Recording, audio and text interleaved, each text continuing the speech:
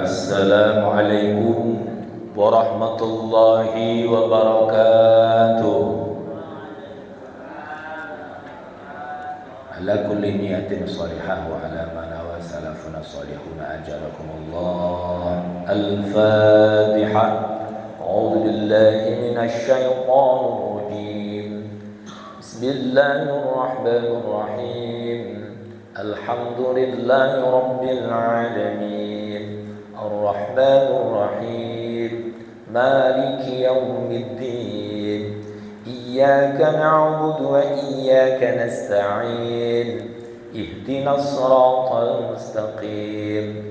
Siratal ladzina an'amta 'alaihim ghairil maghdubi 'alaihim waladdallin. Amin. Alhamdulillah. Alhamdulillahilladzi hadana li hadza wa ma kunna linahtadiya laula an hadana Allah.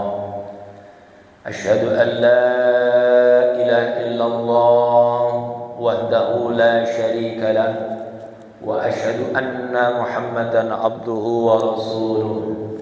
Allahumma salli ala sayyidina Muhammad wa ala alihi wa sahbihi wa man tabi'ahum bi ihsanin ila yaumiddin. Amma ba'd. Wa qala Allah ta'ala fi kitabil Qur'an, a'udzu billahi minasy syaithanir rajim. Qul ya ayyuhan nasu inni rasulullahi ilaikum jami'an alladzi lahu mulkus samawati wal ardh. La ilaha illa huwa yuhyi wa yumit. Fa'aminu billahi wa rasulihin nabiyyil ummiyil ladzi yu'minu billahi wa kalimatihi wattabi'uhu la'allakum tahtadun.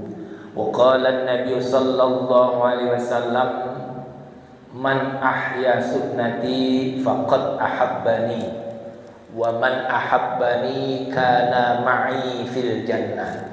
Sadaqallahu azim wa sadaqa Rasulullahil karim. Hadirin hadirah yang mulia, para sesepuh, bini sepuh, seluruh pengurus DKM Masjid Jami Al-Ikhlas dan semua yang hadir, mudah-mudahan senantiasa mendapatkan rahmat dan ampunan dari Allah Subhanahu wa taala.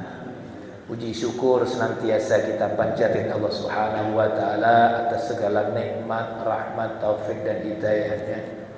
Dan mudah-mudahan dengan kita senantiasa bersyukur kepada Allah, kita akan senantiasa ditambah terus nikmat-nikmat untuk kita sehingga kita menjadi orang yang sukses. Karena kunci sukses adalah bersyukur kepada Allah. Karena akan terus bertambah nikmat itu. Maka dari itu ungkapan syukur kita kepada Allah dengan sama-sama mengucapkan Alhamdulillahirabbil alamin. Dan juga kita bersalawat kepada junjungan kita Nabi besar Muhammad SAW sebagai bentuk cinta kita kepada beliau dengan sama-sama mengucapkan Allahumma salli ala sayyidina Muhammad wa ala ali sayyidina Muhammad. Dan juga bersalam kepada beliau dengan sama-sama mengucapkan Assalamualaikum ya Rasulullah. Hadirin dan hadirat yang dirahmati Allah Subhanahu wa taala, kita akan mengkaji yaitu satu ayat, yaitu yang berkaitan dengan Nabi Muhammad itu diutus oleh Allah untuk semua manusia. Kita ambil dari ayat di dalam surat Al-A'raf ayat 158. Maka mudah-mudahan dengan kita mendalami ayat ini satu ayat, mudah-mudahan kita akan menjadi orang-orang yang senantiasa memperoleh petunjuk hidayah dari Allah Subhanahu wa taala, sehingga kita semua di dalam hidup ini sampai kepada tujuan akhir kita. Tujuan akhir kita kemana? Di akhirat kelak.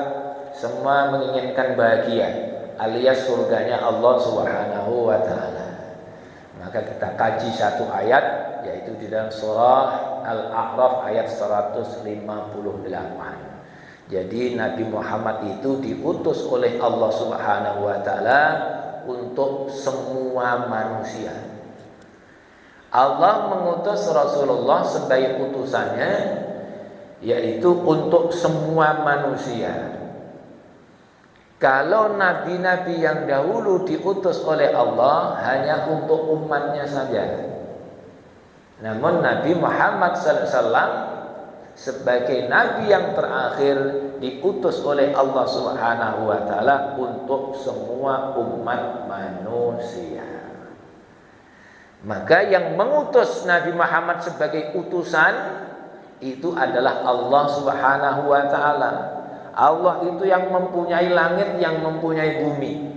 Itulah menunjukkan agungnya Allah Subhanahu wa taala, yang maha agung mengutus seorang hambanya Nabi Muhammad SAW. Maka Nabi Muhammad pun akan menjadi mulia karena diutus atau menjadi utusan dari yang maha agung, yaitu Allah Subhanahu wa taala. Bahkan Allah itu siapa? Allah itu yang menghidupkan, yang mematikan. Itulah Allah Subhanahu wa taala. Sehingga apa? Allah maha kuasa.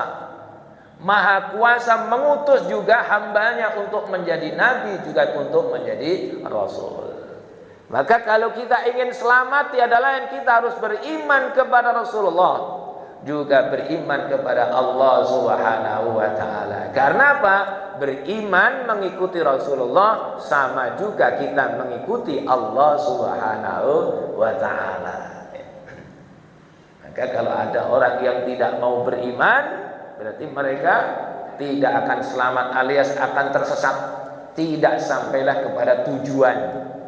Maka di ujung ayat ini disebutkan la'allakum tahtadun, supaya kalian itu mendapatkan petunjuk. Orang yang dapat petunjuk tentunya tidak akan tersesat. Mendapat petunjuk maka disuruhkan kita mengikuti Rasulullah. Ikutilah Rasulullah, maka kita akan memperoleh petunjuk. Hadirin hadirah yang dirahmati Allah Subhanahu wa taala, mari kita kaji dari awal. Kita lihat ayatnya, a'udzubillahi minasyaitonir rajim. Bisa kita baca, karena apa? Membaca ayat Al-Qur'an di sini akan mendatangkan pahala. Orang yang membaca Al-Qur'an berarti mendatangkan pahala, walaupun ini hanya satu ayat. Tapi satu ayat sudah berapa huruf? Sedangkan kita kalau membaca Al-Quran itu pahalanya per huruf, bukan per kata, bukan per kalimat, per huruf. Man qara'a harfan fi kitabillahi falahu hasanatun wal hasanatu bi asyri amsalihah. La alif lam mim harfun walakin alifun harfun wa lamun harfun wa mimun harfun. Barang siapa yang baca Al-Quran, Alkitab, man qara'a harfan, satu huruf saja, mereka akan menoleh satu kebaikan, dan kebaikan tadi dilipat gandakan menjadi 10 kali lipat. Nabi Muhammad tidak mengatakan alif lam mim harfun, alif lam mim satu huruf, tidak. Walakin akan tetapi alif satu huruf, lam satu huruf, mim satu huruf. Sehingga apa? Baru mengucapkan alif lam mim sudah memperoleh 30 kebaikan. Apalagi yang kita baca ini lebih daripada, bisa tidak apa ini? Lebih daripada 50 huruf. Maka dari itu dengan kita membaca, kita akan memperoleh pahala. Pahala itulah akan diberikan kepada kita dengan bentuk kebaikan. Dengan kita membaca Al-Quran, kita memberi pahala. Pahala itulah akan memberikan kebaikan kepada kita. Insya Allah badan kita insya Allah disehatkan oleh Allah. Pikiran kita dijernihkan, hati kita disucikan, rumah tangga kita bahagia, tentram, harta kita menjadi berkah, masyarakat kita menjadi aman. Itulah bentuk pahala yang akhirnya memberikan kebaikan kepada kita. Maka kita baca a'udzubillahi minasyaitonir rajim. Qul ya ayyuhan nasu inni rasulullahi ilaikum jami'an alladzi mulkus samawati wal ardh. La ilaha illa huwa yuhyi wa yumit fa'aminu billahi wa rasulihin nabiyil ummiyil ladzi yu'minu billahi wa kalimatihi wattabi'uhu la'allakum tahtadun. Kul, katakanlah. Yang disuruh mengatakan siapa? Nabi Muhammad sallallahu alaihi wasallam. Yang memerintah siapa? Allah subhanahu wa ta'ala. Allah memerintahkan kepada Nabi Muhammad suruh mengatakan. Apa yang disuruh mengatakan? Ya ayyuhan nas, wahai sekalian manusia. Bukan ya ayyuhalladzina amanu. Berarti itu untuk seluruh manusia. Kalau ya ayyuhalladzina amanu, ini hanya sebagian saja. Tapi ayat ini ya ayyuhan nas, untuk semua umat manusia. Berarti Rasulullah itu hadir bukan untuk orang Arab saja, bukan. Termasuk untuk siapa? Ya untuk kita ini, termasuk yang bangsa Melayu, Nusantara ini kita, termasuk yang di Sunda, yang di Jawa. Ini semuanya ini. Yang bangsa Cina, yang di Asia sana, semuanya. Maka ya ayyuhan nas. Termasuk siapa lagi? Bani Israel juga. Bani Israel itu menunggu-nunggu datangnya Rasulullah. Tapi ketika Rasulullah hadir, beliau lahir karena bukan dari kalangan Bani Israel, karena kedengkiannya, sehingga apa? Nggak mau percaya dengan Nabi Muhammad karena dengkiannya itu. Maka Nabi Muhammad juga diutus untuk Bani Israel juga. Bani Israel itu sudah mengenal Nabi Muhammad, ciri-cirinya, karena apa? Dia telah membaca dari kitabnya, kitab Tauratnya. Ada di dalam kitabnya dijelaskan bahwa nanti akan hadir seorang Rasul di akhir zaman. Ternyata ketika ditunggu-tunggu, ketika hadir ternyata Rasul itu bukan dari kalangan Bani Israel. Ternyata Rasul itu dari orang Arab. Sehingga saking kedengkiannya dia nggak mengikutinya, dia terus mengatakan Nabi Muhammad itu hanya khusus untuk orang Arab itu. Maka pendapat seperti ini keliru. Nabi Muhammad untuk seluruh umat manusia. Disebutkan di dalam Al-Quran banyak itu kaitannya dengan Bani Israel. Bahwa Bani Israel itu mengenal Nabi Muhammad seperti mengenal anak-anaknya sendiri. Sifat-sifatnya Nabi Muhammad yang akan lahir itu sudah disebutkan di dalam kitabnya. Makanya di dalam surah Al-Baqarah ayat 146, ada di atas juz 2 di baliknya itu. Alladzina atainahumul kitaba ya'rifunahu kama ya'rifuna abna'ahum wa inna fariqam minhum la yaktumuna al-haqqa wa hum ya'lamun. Al-haqqu mir rabbika fala takunanna minal mumtarin. Terusannya alladzina atainahumul kitab, orang-orang yang telah diberikan Alkitab. Mereka mengenal Rasulullah seperti mengenal anak-anak mereka sendiri. Kalau disebutkan seperti mengenal anak-anak mereka sendiri apa? Faham benar dia tentang sifatnya Rasulullah nanti yang akan lahir. Ibu bapak kalau mempunyai anak, biasanya itu punya anak 4, biasanya tahu itu perilakunya keempat-empatnya nggak ada yang sama. Makanya disebutkan oleh Allah, dia mengenal Nabi Muhammad seperti mengenal anak-anak mereka sendiri. Namun kembali tadi, setelah mereka tahu bahwa Nabi Muhammad itu yang lahir bukan dari kalangannya, bukan dari Bani Israel, maka enggan dia untuk mengikutinya. Maka Nabi Muhammad itu ya ayuhan nas, disebutkan di sini, wahai sekalian manusia, inni rasulullahi ilaikum jami'a. Nabi Muhammad diutus oleh Allah untuk sampaikan kepada seluruh manusia. Ya ayuhan nas, wahai sekalian manusia, ini sesungguhnya aku itu, ya, disebutkan Rasulullah, aku ini adalah utusannya Allah. Nah, jadi Nabi Muhammad disuruh menyampaikan bahwa aku ini utusannya Allah, dari Allah. Bukan dirinya yang mengatakan aku ini utusannya Allah, bukan. Dari Allah itu yang mengutus Allah.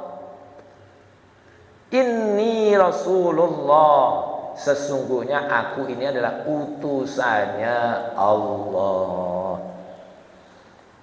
Ilaikum jami'a, untuk kalian semuanya, jami'a tanpa terkecuali. Bukan hanya untuk orang Arab, untuk semuanya. Makanya kalau kita baca di dalam surah Al-Anbiya disebutkan wa ma arsalnaka illa rahmatal lil alamin, surat Al-Anbiya yang mau akhir itu ayat 107. Wa ma arsalnaka illa rahmatal lil alamin, tidaklah kami itu mengutusmu wahai Muhammad kecuali untuk memberikan rahmat seluruh alam semesta ini. Jadi diutusnya Rasulullah untuk semua umat manusia. Di dalam ayat yang lain hampir mirip, sama juga disebutkan di dalam surat Saba ayat yang ke-24. Kalau tadi ayat 107 surat Al-Anbiya, surat Saba juga disebutkan ayat 24. Ayat 22 bukan 24. Allah firmankan, a'udzubillahi minasyaitonir rajim, wa ma arsalnaka illa kafatan linnas. Jadi Allah itu menyuruh Nabi Muhammad SAW kafatan linnas, untuk semua manusia, basyira wa nadhira, memberikan kabar gembira dan juga memberikan peringatan. Tugasnya Nabi Muhammad. Jadi kafatan linnas, untuk seluruh umat manusia, kafah semuanya. Inilah Rasulullah Nabi Muhammad SAW, diutus oleh Allah Subhanahu wa Ta'ala, yaitu untuk semua manusia. Jadi yang mengutus Allah Subhanahu wa Ta'ala, Allah mengutus Nabi Muhammad sebagai utusannya. Lalu Allah itu siapa? Allah itu, lalu diteruskan ayatnya tadi, alladzi lahu mulkus samawati wal ard. Allah adalah apa? Yang miliknya lah langit dan bumi. Allah tunjukkan maha kuasanya Allah yang memiliki langit dan bumi. Kenapa langit yang disebutkan oleh Allah, bumi yang disebutkan juga Allah? Karena yang kita lihat setiap hari itu ya langit dan bumi. Kita ke atas langit, kita yang kita pinjak dihamparkan ini bumi. Sebetulnya apa? Langit yang kita lihat itu baru langit yang ke-1 itu. Masih ada lagi langit sampai ke-7 kan? Bahkan apa? Yang lebih besar daripada langit ada juga. Yang lebih besar daripada langit ada juga. Ini menyebutkan apa? Allah maha kuasanya yang menguasai langit tadi. Langit saja dikuasai oleh Allah, bumi ini dikuasai oleh Allah Subhanahu wa Ta'ala. Nah kalau kita ini di atas bumi, kecil sekali kita ini. Masa Allah gak kuasa dengan kita? Mudah sekali. Umatnya Nabi Nuh durhaka, habis semuanya, dihabiskan oleh Allah Subhanahu wa Ta'ala. Ketika di Bani Israel, Fir'aun yang senantiasa memusuhi Bani Israel juga demikian. Ketika mengejar Nabi Musa alaihissalam, dibenamkan semuanya. Fir'aun dan seluruh bala tentaranya dibenamkan di Laut Merah. Maka kita itu kecil sekali. Allah maha kuasa, yang memiliki langit, yang memiliki bumi, yang mengutus Nabi Muhammad sallallahu alaihi wasallam. Maka saya sebutkan, ada yang lebih besar daripada langit dan bumi. Apa itu? Kursinya Allah Subhanahu wa ta'ala. Ada yang lebih besar lagi, arasnya Allah Subhanahu wa ta'ala. Jadi kalau dalam hadis dibandingkan langit bumi ini, kalau dibandingkan kursinya Allah, kursinya Allah, kita kan sering baca ayat kursi itu. Puasanya wasi'a kursiyyuhus sama, kursi dibandingkan dengan langit dan bumi ini kursinya Allah tadi. Maka ibarat apa itu? Ibarat, maaf, anting-antingnya wanita dengan padang pasir yang sangat luas. Jadi langit dan bumi itu seperti anting-anting, kursinya Allah seperti padang pasir yang sangat luas. Gimana perbandingannya itu? Ya jauh sekali. Ada anting-anting di atasnya padang pasir soalnya. Bandingannya jauh sekali. Ada lagi yang lebih besar lagi daripada kursinya Allah, arasnya Allah Subhanahu wa ta'ala. Arasnya Allah, sering kita sebutkan Allah bersemayam di arasnya. Lebih besar lagi itu arasnya Allah Subhanahu wa ta'ala. Kalau diibaratkan lagi, dibandingnya arasnya Allah dengan kursinya Allah Subhanahu wa ta'ala, kursinya Allah itu seperti anting-antingnya wanita tadi, dan arasnya Allah seperti padang pasir yang sangat luas. Tapi Allah sebutkan yaitu langit dan bumi karena apa? Yang kita lihat setiap hari langit dan bumi. Kita melihat langit pun, ketika kita lihat langit cuman yang ada di atas kepala kita saja yang kelihatan. Cuman yang di atas kepala kita yang kelihatan kan? Maka kita itu kecil, sangat kecil sekali. Kalau kita yang kecil seperti ini, kok tidak mau tunduk kepada yang maha besar terhadap utusannya Allah Subhanahu wa ta'ala? Keterlaluan kita, kecil sekali. Maka dari itu Allah sebutkan di sini, lahu mulkus samawati wal ardh. Jadi yang menyuruh Nabi Muhammad itu adalah yang memiliki langit, yang memiliki bumi. Jadi Nabi Muhammad itu jadi utusannya Allah, bukan pengakuannya sendiri. Bukan mengaku-ngaku jadi nabi. Tapi apa? Diutus oleh Allah. Karena ada kan orang yang ngaku-ngaku nabi banyak. Ngaku-ngaku nabi, ya Allah. Kalau dia ngaku-ngaku nabi dirinya sendiri. Tapi Indonesia itu ada aja yang ngikuti juga, ngaku-ngaku nabi ya diikuti juga itu. Ya, ngaku-ngaku nabi. Kalau sekarang yang lagi rame kan ngaku-ngaku cucunya nabi. Yang ngaku-ngaku rame. Ngaku cucunya nabi, tapi kadang-kadang dilihat akhlaknya kok nggak cocok, ini masa pantas ya cucunya nabi gitu. Ngaku cucunya nabi ngomongnya jelek, ya Allah. Suka minta-mintain duit. Cucunya nabi itu nggak boleh dapat sedekah, nggak boleh terima zakat, nggak boleh. Nah, sekarang malah minta duit, pantas ya cucunya nabi.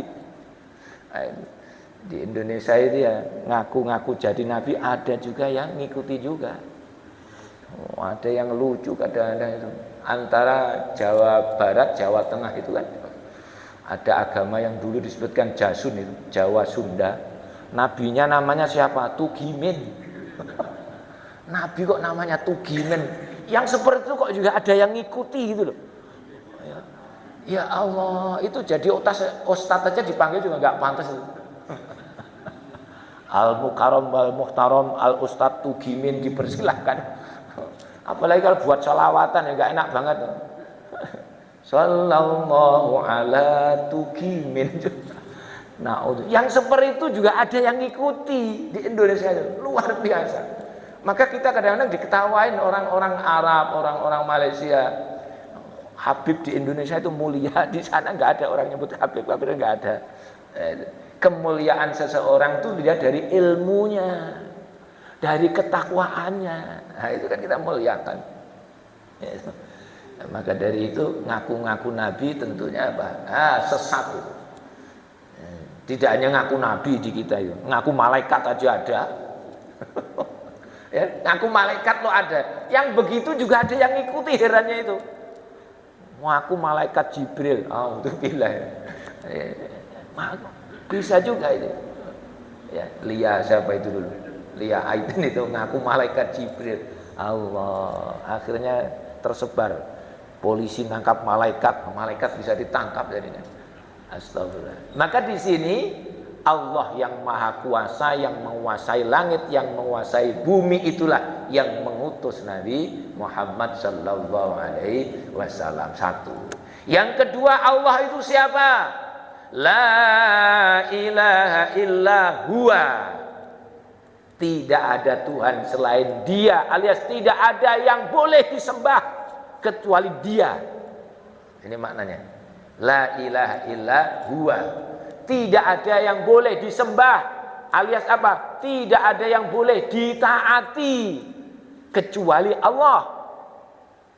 Karena kalau kita ngomong namanya menyembah atau beribadah, kaitannya dengan perintah dan larangan. Ya gitu.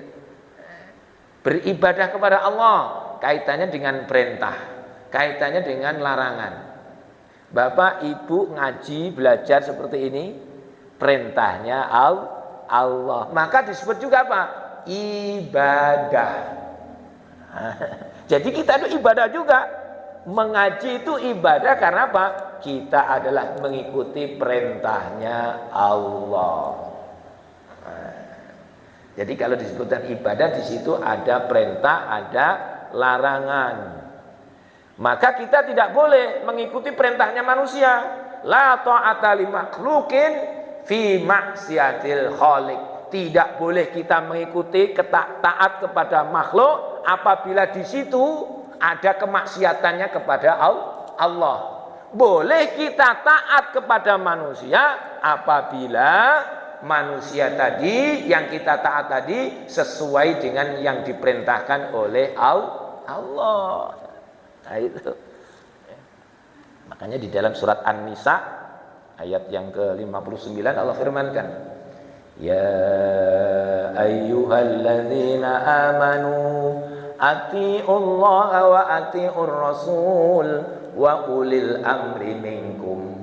Wahai orang-orang yang beriman, taatilah Allah dan taatilah Rasulullah dan juga ulil amri, pemimpin-pemimpin kalian. Jadi kalau kepada Allah, kepada Rasul ada atiu. Karena apa? Mentaati Rasulullah sama juga mentaati Allah Subhanahu wa ta'ala. Jadi kita taat kepada Rasulullah sama juga mentaati Allah. Kalau kita sudah mentaati Rasulullah sama mentaati Allah. Di dalam surat An-Nisa ayat yang ke-80 juga disebutkan, wa may yuti'ir rasula faqad ata Allah. Barang siapa yang mentaati Rasulullah, maka sungguh dia telah mentaati Allah Subhanahu wa ta'ala. Maka taat kepada Rasulullah sama juga mentaati Allah Subhanahu wa ta'ala. Maka di dalam ayat ini la ilaha illa huwa. Tidak ada ilah, tidak ada yang diibadahi, yang disembah kecuali Dia Allah Subhanahu wa ta'ala. Kita boleh taat kepada siapapun apabila sesuai dengan ketaatan kita kepada Allah. Ibu bapak boleh juga memerintah apabila perintahnya sesuai dengan perintahnya Allah dan Rasulullah. Makanya apabila ada orang tua terus mengajak untuk menyentuhkan Allah Subhanahu wa ta'ala, wajib hukumnya kita untuk menolaknya. Wajib untuk menolaknya. Itu dalam surat Luqman ada 14, 15. Wa in jahadaka ala an tusyrika bima laisa laka bi ilmun fala tuti'huma. Apabila disuruh kita oleh orang tua kita untuk menyekutukan Allah, diajak untuk menyekutukan Allah, kita apa? Enggak boleh mentaatinya. Tapi diperintah tetap kita baik sama orang tua. Wasahibhuma fid dunya ma'rufah. Tetap itu temani orang tua kita. Dengan apa? Dengan ma'ruf, dengan baik. Nah, jadi kalau memerintah, perintahnya ternyata bertentangan dengan perintahnya Allah, maka tidak boleh kita mengikutinya. Sama juga dengan pemimpin. Kita punya pemimpin. Apabila ternyata perintahnya itu bertentangan dengan perintahnya Allah, kita tidak boleh mentaatinya. Ini makna la ilaha illa huwa. Jadi Allah itu adalah yang senantiasa kita beribadah kepadanya. Allah tempat kita untuk beribadah. Beribadah hanya kepada Allah. La ilaha illa huwa. Yaitu siapa Allah itu yang kita ibadah tadi? Disebutkan yuhyi, dia yang menghidupkan. Wa yumit, dan juga dia yang mematikan. Yang menghidupkan siapa kita? Allah. Yang mematikan kita? Allah. Kita dihidupkan oleh Allah Subhanahu wa taala. Namun kita ingat suatu saat kita nanti akan dimatikan juga oleh Allah. Kita dihidupkan oleh Allah. Untuk apa kita hidup ini? Kita harus tahu ini. Tujuan hidup kita untuk apa ini? Untuk main-main kita di dunia? Hanya untuk beristri, beranak pinak, punya rumah yang bagus, yang mewah, dan semuanya itu. Bukan, kita harus tahu kita dihidupkan oleh Allah, tujuannya untuk apa? Untuk ibadah. Wa ma khalaqatul jinna wal insa illa liya'budun. Surat Az-Zariyat ayat ke-56. Jangan sampai lupa ini tujuan hidup kita. Kita dihadirkan di dunia ini, dihidupkan oleh Allah, disuruh ibadah. Makanya ibadah itu sampai kapan? Sampai akhir hayat kita. Allah sudah sebutkan firman-Nya di dalam surat Al-Hijr ayat terakhir itu 99. Wa'bud rabbaka hatta ya'tiyakal yakin. Beribadahlah kepadaku, kepada Tuhanmu. Sampai kapan? Hatta ya'tiyakal yakin. Sampai datangnya keyakinan. Keyakinan itu apa? Kematian. Kematian itu sesuatu yang yakin, yang nyata, yang jelas, yang hak, yang benar. Sampai sekarang belum pernah ada orang yang hidup selama-lamanya, kan nggak ada. Mau dokter sekalipun ada yang hidup selama-lamanya. Itulah bukti bahwa orang hidup itu semuanya akan mati. Mau percaya mati ya mati, nggak percaya mati juga mati, takut mati juga mati, yang berani mati juga mati juga nanti. Itu. Makanya Allah itu yang menghidupkan kita. Maka kita harus tahu tugas hidup kita itu disuruh ibadah. Sehingga ketika kita hidup ini, ya, maka kita apa? Kita juga diuji oleh Allah. Sehingga hidup kita ini juga termasuk ujian, diuji oleh Allah. Apal kita semuanya ayatnya. Liyabluwakum ayyukum ahsanu amala. Bukan namanya ujian kalau nggak ada pilihan. Kenapa disebutkan ujian? Karena kita disuruh memilih. Disuruh milih, mau beriman, silahkan. Mau kafir, silahkan. Kan gitu ayatnya itu. Kita nggak dipaksa oleh Allah. Jadi kalau kita itu sesat sebetulnya apa? Sendiri kita yang menyesatkan diri kita sendiri. Di dalam surat Al-Kahfi, yang banyak ngafal surat Al-Kahfi, ada ya ayat yang ke-29 ya. Wa qulil haqqu mir rabbikum faman syaa'a falyu'min wa man syaa'a falyakfur. Katakanlah yang benar itu datangnya dari Tuhanmu. Barang siapa yang hendak beriman, berimanlah silakan. Barang siapa yang memilih kekafiran, silakan juga. Kata Allah. Kita disuruh milih, maka diuji. Namanya ujian itu kan milih gitu. Itu. Nah, kayak kita kalau ujian di sekolah itu kan, anak-anak SD itu kalau ujian, A, B, C, D mau pilih yang mana? Kalau nggak ada pilihannya cuma A saja atau sudah dikasih tahu, namanya bukan ujian itu. Ada pilihan, mau pilih yang mana kita? Hidup ini. Nah, itu. Makanya kita itu hidup di dunia disuruh ibadah dan kita diuji oleh Allah Subhanahu wa taala. Siapa yang terbaik amalnya, siapa ini? Liyabluwakum ayyukum ahsanu amala. Jadi Allah Subhanahu wa taala menghidupkan kita. Untuk apa kita hidup? Untuk beribadah kepada Allah.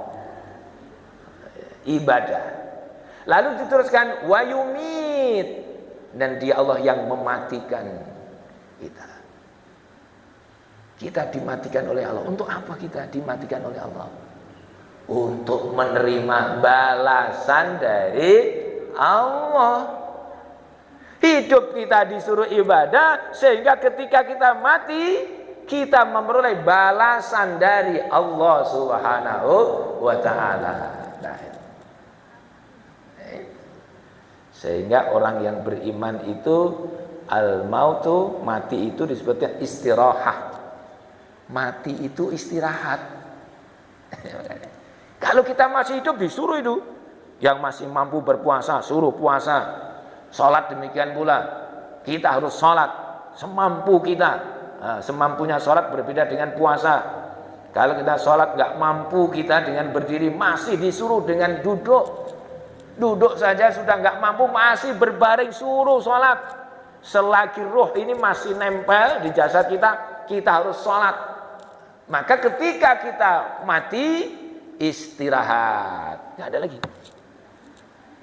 Kalau kita ngomong istirahat enak gak? Oh enak. Makanya orang mati sebenarnya enak ya Bapak. Orang ngantuk aja enak, nikmat ngantuk itu. Wah, ngantuk itu enak. Apalagi dengerin saya ngomong terus Bapak sambil ngantuk-ngantuk enak. Apalagi kalau ditidurin tambah enak lagi. Maka orang yang beriman itu kalau mati apa? Nikmat itu. Rasulullah yang menyebutkan al-mautu nikmah, mati jadi nikmat. Tapi kalau orang yang kafir, al-mautu musibah.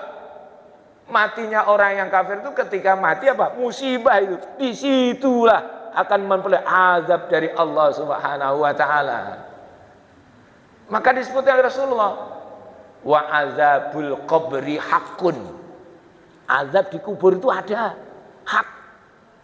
Wa nikmatul qabri haqqun. Nikmat di alam kubur juga ada. Nah, ini. Maka di sini wayumit, Allah lah yang mematikan kita untuk apa? Memberikan balasan. Hidup kita disuruhnya beribadah, ketika kita mati akan beri balasan dari Allah Subhanahu wa taala. Kalau sudah tahu seperti ini, bahwa Nabi Muhammad itu diutus oleh Allah Subhanahu wa taala. Allah itu yang menguasai langit, yang menguasai bumi. Allah itu yang menghidupkan, Allah itu yang mematikan. Kalau sudah tahu seperti ini, fa aminu billahi wa rasulih, maka berimanlah. Fa aminu billahi wa rasulihi, berimanlah kepada Allah wa rasulihi dan rasulnya. Kenapa kok enggak disebutkan wa rasuli? Dan berimanlah kepada aku sebagai rasul, tapi rasulnya. Karena apa? Yang menyuruh Nabi Muhammad sebagai utusannya adalah Allah Subhanahu wa taala. Jadi tidak menyebutkan dan berimanlah kepada Allah dan kepadaku dan rasulnya. Karena Nabi Muhammad itu adalah pilihan Allah Subhanahu wa taala. Wah, ini sudah suruk ini. Kita percepat sedikit. Fa aminu billahi wa rasuli, maka berimanlah kepada Allah dan rasulnya tadi. Siapa rasulnya tadi? An-Nabi, yaitu beliau adalah nabi. Ada rasul kaitannya dengan tekanan pesan, ada pesannya. Itu utusannya Allah. Berarti ada pesan-pesan yang akan disampaikan dari Allah. Maka sehingga apa? Jangan lihat rasulnya saja. Lihatlah Allah yang maha kuasa tadi. Ketika ada seseorang disuruh presiden, ada pesan yang harus disampaikan. Biasanya dubes itu ya. Maka apa? Jangan lihat yang membawa pesan tadi. Lihatlah pesan tadi dari siapa tadi? Oh, dari presiden tadi. Maka lihatlah Allahnya yang memberi pesan kepada Nabi Muhammad untuk disampaikan An-Nabi, kaitannya dengan wahyu Allah Subhanahu wa ta'ala. Al-Ummiyin, seorang yang ummi. Nabi Muhammad tuh nggak bisa tulis baca. Ini untuk apa? Memuliakan Nabi Muhammad.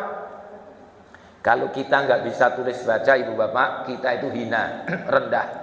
Tapi kalau Nabi Muhammad nggak bisa tulis baca, justru mulia. Kenapa? Ketika Nabi Muhammad beliau menyampaikan wahyu, maka orang pada mengatakan mustahil itu dari Nabi Muhammad, dari Muhammad. Nah, Muhammad tuh nggak bisa baca, nggak bisa tulis, belum pernah membaca kitab-kitab sebelumnya. Kok bisa menyampaikan seperti itu? Pasti itu bukan dari Nabi Muhammad. Nah, itu apabila Nabi Muhammad disebutkan dengan ummi tadi, bahwa yang disampaikan Nabi Muhammad adalah benar-benar bukan dari Nabi Muhammad, maka benar-benar dari Allah Subhanahu wa ta'ala. Maka an-nabiyil ummi alladzi yu'minuna billah, seorang rasul, seorang nabi, seorang ummi yang beriman kepada Allah. Ini berarti apa? Nabi Muhammad itu beriman kepada Allah. Ini untuk kita, ini tugas yang senang berdakwah ini. Nabi itu ngajak orang yang beriman, namun apa? Dirinya telah beriman kepada Allah terlebih dahulu. Maka disebutkan alladzi yu'minu billah, yang beriman kepada Allah. Maka kalau kita berdakwah, ngajak orang untuk sholat jamaah, kok nggak pernah sholat jamaah, Bapak Ibu, berat rasanya ngomong itu. Yuk Pak, kita jamaah di masjid. Bapak sendiri nggak pernah jamaah. Oh, itu. Coba itu, kita aja kalau ngomong anak kita, kalau nyuruh sholat, nak sholat nak. Bapak sendiri nggak pernah sholat seumpama. Bapak sendiri juga nggak sholat. Bapak dulu pernah sholat dulu. Itu susah itu. Kalau kita, makanya Nabi Muhammad tuh ngajak beriman apa?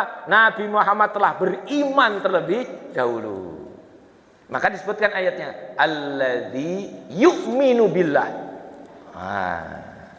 Jadi Nabi Muhammad Rasul, Nabi yang ummi tadi, yang beriman kepada Allah Subhanahu wa ta'ala, wa kalimati, dan juga kalimat-kalimatnya adalah kitab-kitabnya, mengimani kitab-kitabnya, semua kitab-kitab kita imani.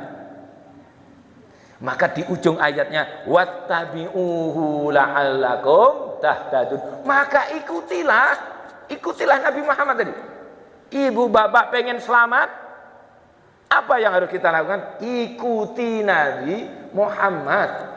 Pengen kita doa, kita senantiasa dikabulkan oleh Allah. Rabbana atina fid dunya hasanah wa fil akhirati hasanah. Pengen hasanah di dunia, pengen hasanah di akhirat. Caranya bagaimana?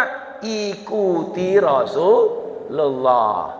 Maka kalau kita ngikuti Rasulullah, la'allakum tahtadun, supaya kalian dapat petunjuk. Kita dapat petunjuk, ikuti petunjuk, sampailah kepada tujuan akhir kita. Tujuan akhir kita apa? Surga tadi. Fid dunya hasanah wa fil akhirati hasanah. Mudah-mudahan satu ayat ini, ya, mudah-mudahan bisa menjadikan nasihat kepada kita. Kalau kita kok tetap menjadi orang yang tidak mau beriman kepada Allah dan Rasulnya, gak mau mengikutinya, berarti kita adalah termasuk orang yang sombong kita itu, orang yang angkuh kita itu. Nah, makanya apa? Kita harus mau mengikuti Allah dan Rasulnya apabila kita pengen selamat. Jangan menjadi orang yang sombong, jangan menjadi orang yang angkuh. Inilah penjelasan Allah dari tafsir, banyak dari Ibnu Katsir dan sebagainya, yaitu tentang Nabi Muhammad adalah utusan Allah Subhanahu wa ta'ala untuk semua umat manusia. Kekurangannya mohon maaf, kita baca alhamdulillah, alhamdulillahirabbil alamin, subhanakallahumma wa bihamdika asyhadu an la ilaha illa anta astaghfiruka wa atubu ilaik. Assalamualaikum warahmatullahi wabarakatuh. Sallallahu alaihi Muhammad sallallahu alaihi wasallam.